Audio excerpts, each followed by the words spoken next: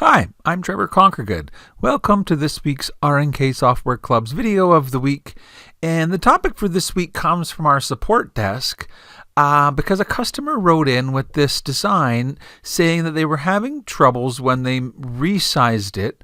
Part of the design was disappearing. And so if I open the design up and try to resize it, notice that part of the design is disappearing. And so I thought that in sort of uncovering the mystery of what was going on with this letter M, it made an interesting video, something that might help you in the future. Now, the story of this letter M, first of all, here, let's just close it and kind of start from scratch. The design is a stitch design, so it's a Jeff. It's a Jeff formatted design. And not that that's a problem, but it's different than when you have a true, Floriani WAF file. And so when you have stitches like this, you have the option to convert to outlines. And if you don't check this off and you open up the design will be, I won't say it's locked, but their stitches are simply not been converted into any shapes or anything. And so if you were to select everything and resize it, while you can change the size, it does not change the stitch count. So it'll give you exactly the same stitches as you had originally, just a little bit bigger or a little bit smaller. And so this could be done. This is similar to if you resized a design on your embroidery machine. You know, an up 10 or 20%, down 10 or 20%. Usually works out pretty good with that method. So why was the border disappearing, Trevor? Well, so when you open a design up, and if you choose the convert to outlines, so now what's happening is the software is reading the stitches and creating shapes. And the great part about that is if you make size changes or edits to the design, the software can generate new stitches. And that's what's happening here. Now, if I go ahead and select all of the items on the design this time, and I go and I resize it, that's where that's not supposed to happen. And if that does ever happen to you, we'd love for you to send the design in so that we can learn from it, because essentially this is happening because of, I guess, sort of a flaw in the way that the stitches to objects conversion happens. Now let's just hit undo here so everything goes back to normal. And just to look at the sort of shapes, it's obviously this color blue. Like if you look at the first color, red, there's a run stitch, and the green color. So this was an applique design. It does a run stitch and then a second kind of tack down and then a border. So this is the way the design starts out. But when you look at the shapes, so this is always going to be the case. Anytime you open up an embroidered format like Jeff or PES or VP3 or this kind of format, and you have the software create shapes, it'll make things like satin paths. And it'll also make things that say stitches or run stitch. Remember the first time I opened it up, everything just said stitches. It didn't make those shapes. So when it made those shapes, normally that's a good thing, because now you can take your design, and when you resize it, the software can use those new shapes to calculate new stitches. Only in this case, some of the stitches just seem to have disappeared. So to find out what has gone wrong, and I kind of know from experience that if you have a satin path where the inclinations get confused, the stitches will disappear. I've seen that happen before. And so notice that when I look through the shapes, that here's the part that's like disappearing, and it says it's a satin path right there. See that? I can see that shape right there. And so watch what happens when I select all items and then I resize it. Doesn't matter, bigger or smaller. That shape, that second last shape, seems to lose all of its stitches. It's right here. I can still select it. And so what I did was I just made a copy of it.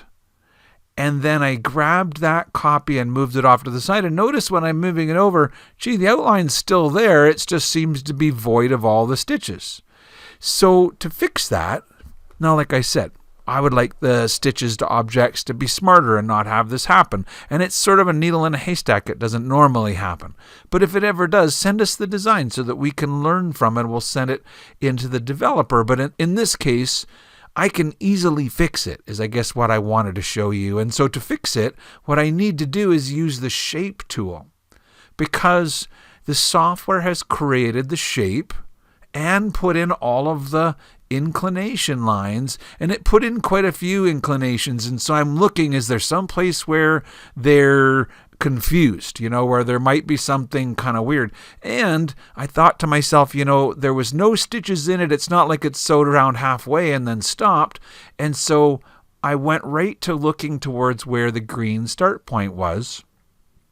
And when I zoom in really closely, I noticed, there's like 3 inclinations that all seem to come to that one point there. And I wonder if, and so I right click over top of one of them and say delete inclination. And if I just click apply, well, that didn't fix it.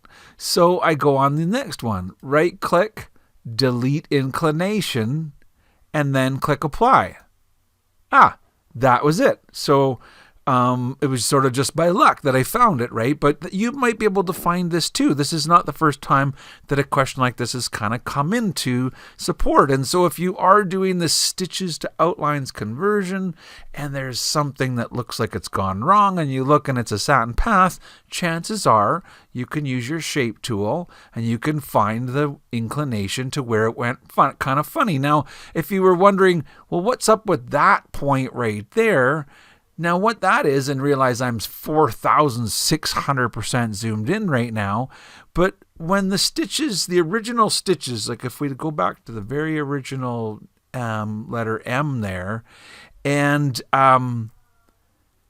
where it made that shape, it has, here, let's go back to the one that was before I fixed it. So here, let's go back to, I'll just undo, right back to the beginning again, so that it's all back together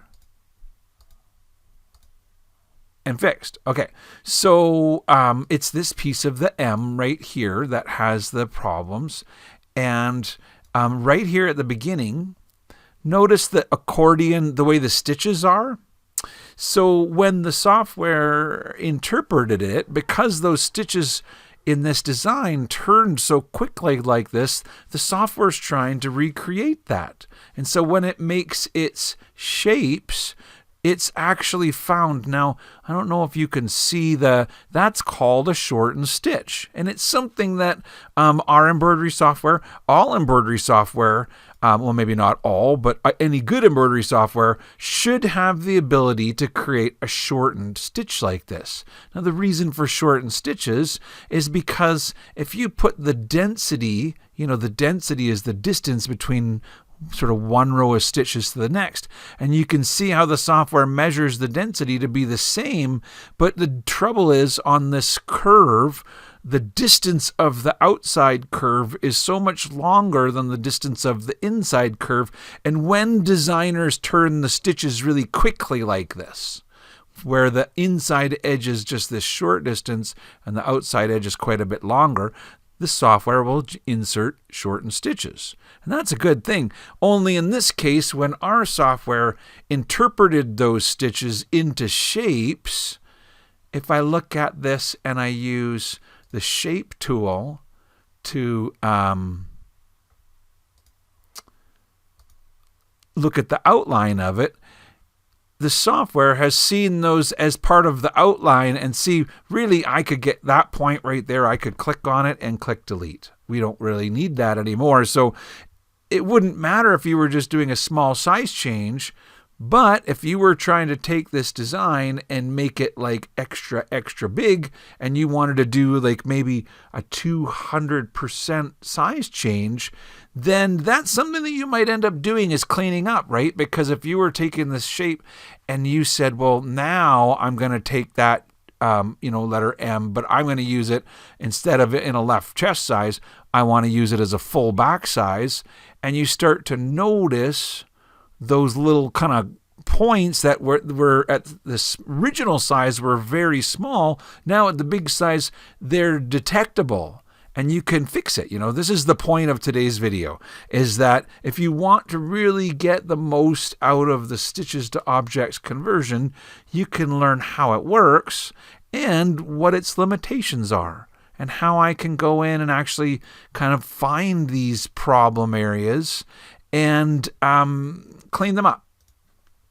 If that is in case what you're trying to do, which is to take a design and make it, twice as big, and you're finding, some kind of gaps show up or something like that. And so anyway, I don't know if today's video was helpful or confusing, but if you're that person that's doing a lot of the stitches to edits, sort of outlines conversion, things come up, and I'm happy to, give a little video about it to you guys. So hopefully you enjoyed today's video, and if not, just let it go and we'll move on to something interesting next week.